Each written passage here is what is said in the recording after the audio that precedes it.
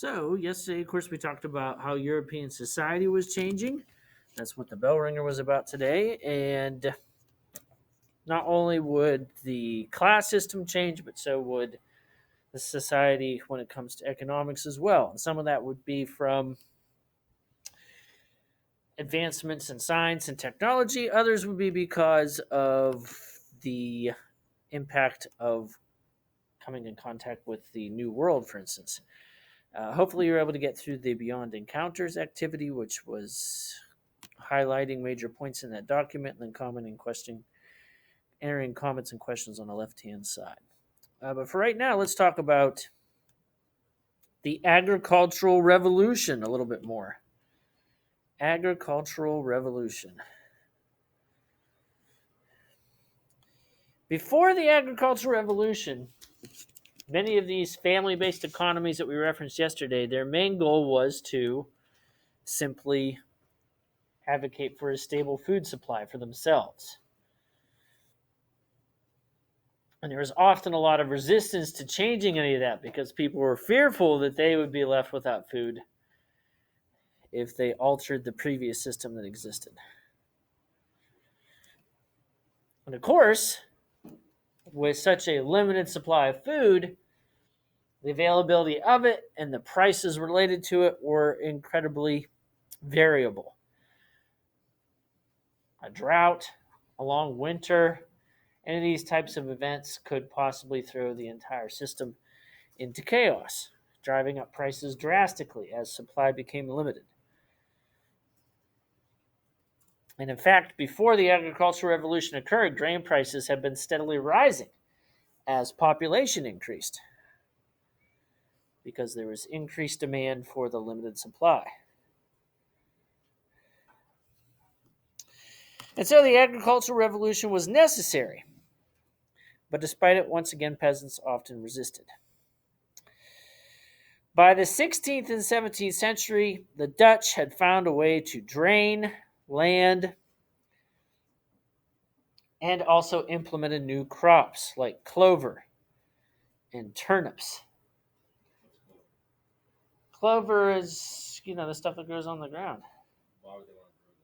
Why would they want to grow that? For two reasons.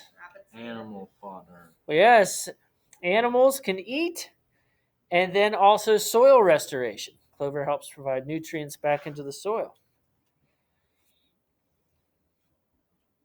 By the 18th century, the English had also taken on a lot of these experimental practices. So you would think after a couple hundred years that was a good enough amount of time to try these things out.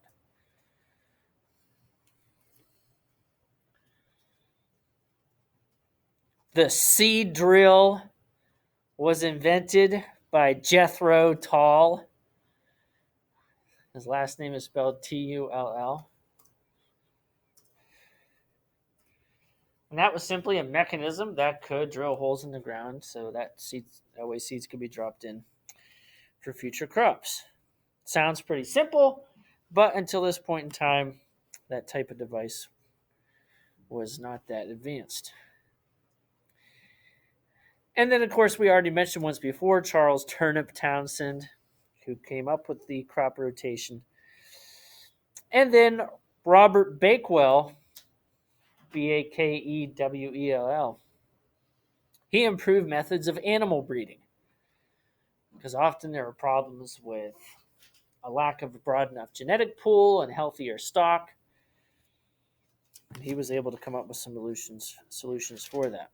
We usually just the guy who named the crop is kind of just like actually just named it because the Romans rotated crops.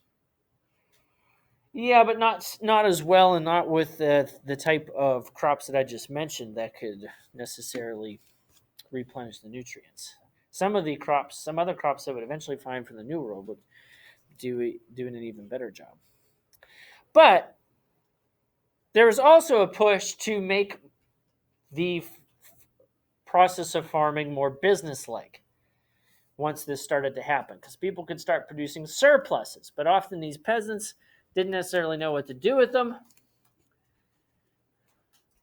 or they farmed what was known as communal land together as a group, and so there wasn't necessarily a mechanism in place for one person to start actually making a profit from any of this.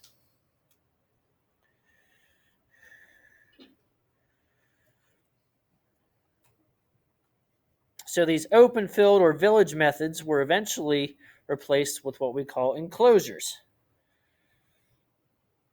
And we mentioned these once before, and it was also at the beginning of the film with Cromwell, where they were taking the community land and turning over to an individual. These types of methods, though, especially introducing the enclosures, mostly took place in Western Europe.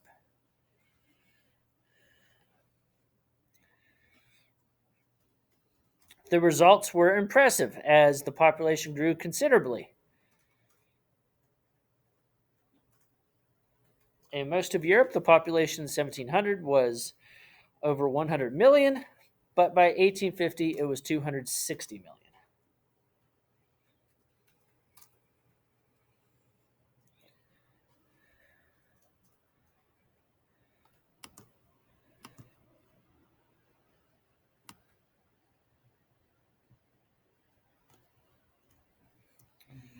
Over time, because of the need for better tools and maybe even mass producing them for agriculture, eventually you saw pressure for another type of revolution to occur.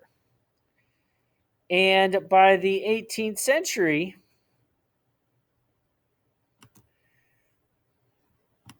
we began to see the first industrial revolution.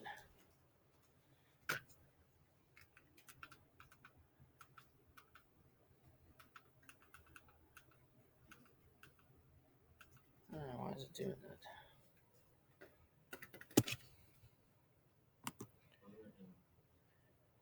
Is it in America or is it in Europe? Just in Europe for this one.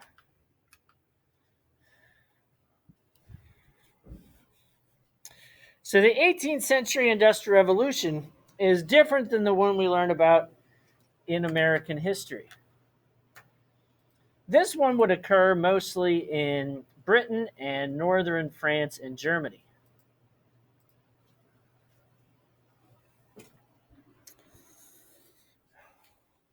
When we talk about the Industrial Revolution in the United States, we're talking about post-Civil War focused toward manufacturing. But this Industrial Revolution would occur in the second half of the 18th century, the 1700s.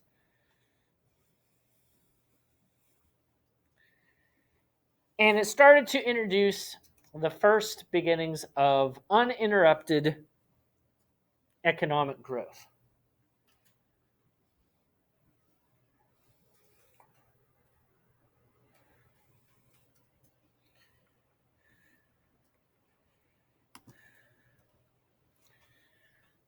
The growth ended up causing a lot of social upheaval, but it eventually did away with mass poverty.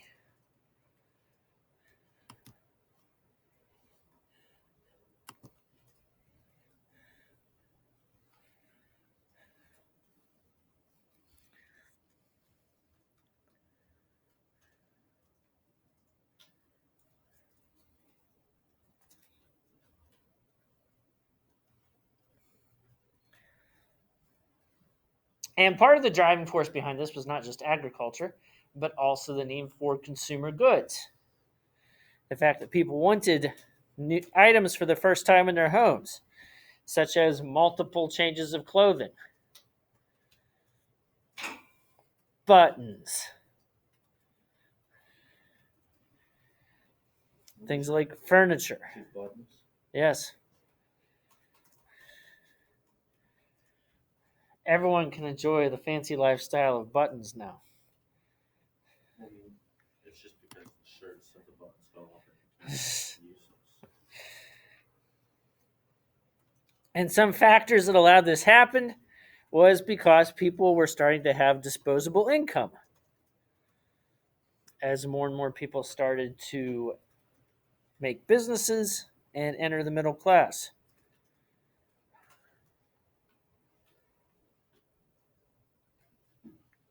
And so you started to see new industries like fashion take place.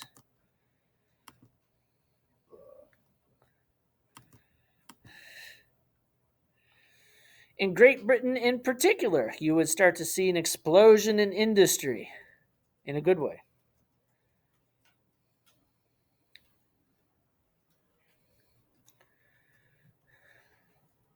London would become the largest city in Europe.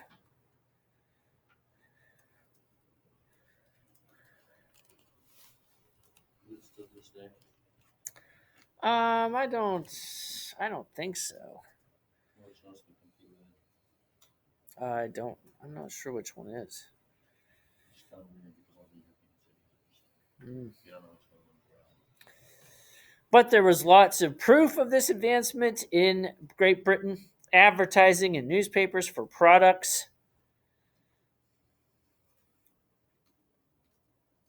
Britain itself was a large free trade zone. Goods and labor could flow freely from England to Scotland to Wales to Ireland.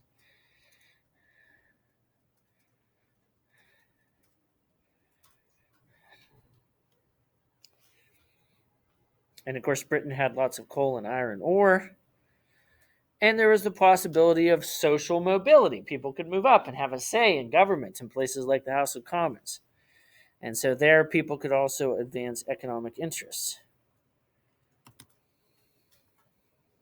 And of course, in Britain, property was protected.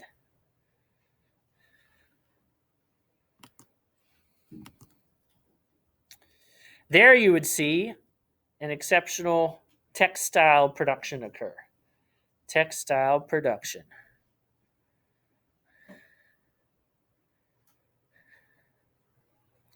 The old system was family-based, and it used to be known as the putting out system.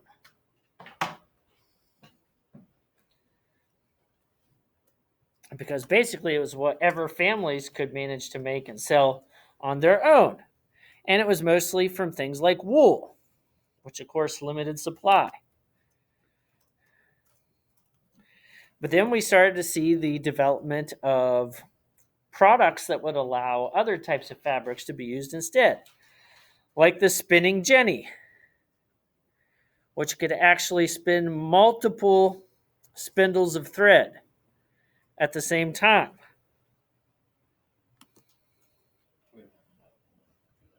What's that? Probably invented by a woman. I'm assuming. I don't believe so. It was invented by James Hargreaves, was his Man, name. You can't even give him that. Yes, and actually ended up replacing a lot of economic independence that some women could have by selling things on their own. I know. So this actually caused a step backwards in some cases. So yes, James Hargreaves was the inventor. Then there's also the water frame, which was a water-powered device that could produce cotton fabric.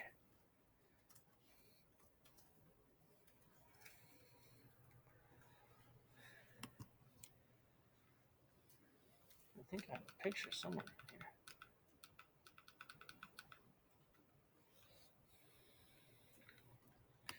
And then, of course, the steam engine came along by James Watt.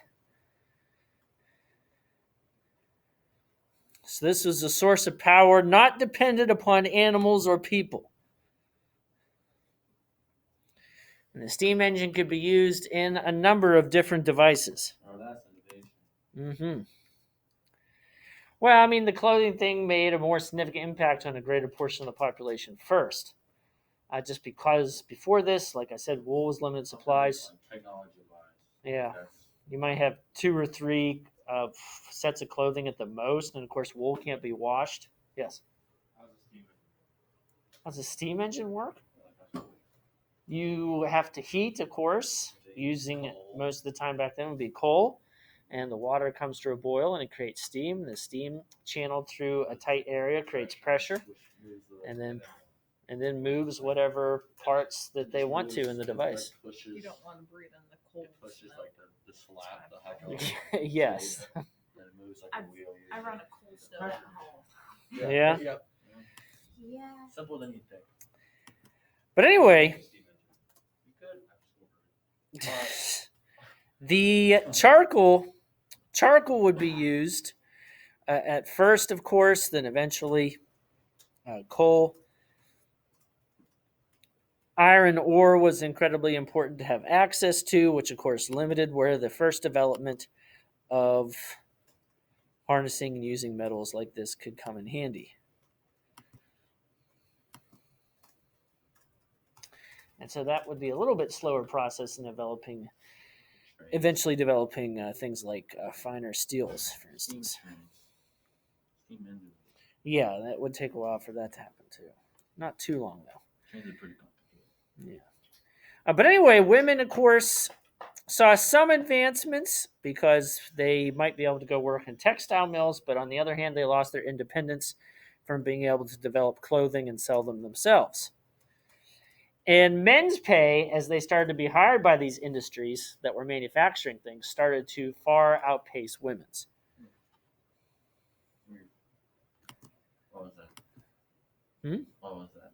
Why was that? Because they went out to these workplaces and can earn a wage, whereas women still had to rely on whatever they could do at home, and they had this competition with these factories and couldn't produce the same amount of clothing for the same price. So they ended up earning less over time. They had a competition, Yes. men versus women. Yeah, and because women were limited in what they were allowed to do. Oh. But cities began to grow rapidly. In 1500, there were 156 cities with 10,000 people. By 1800, it was 363.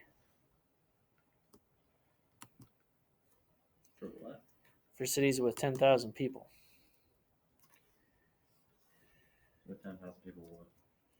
10,000 people living in communities making up a city. There's 156 cities of 10,000 people in 1500, and 1800 there was 363. We've already talked before about the urban and middle class and some of the differences that occurred between them. Bless you.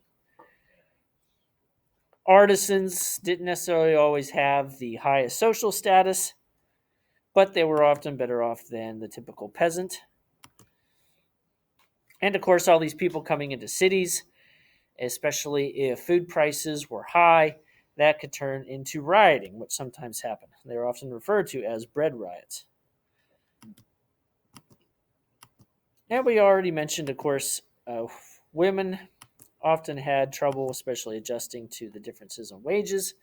And we already mentioned, we talked before about Jews and the discrimination they faced when they moved, especially to these cities as well, often living in their own segregated areas known as ghettos. So that's all the notes for today. Tomorrow we'll continue with them, so keep that document. And for the remainder of the period, you can continue to work on the assignment from before, the reading, or you can work ahead on one of the other assignments. Both this unit and the next unit are already open up.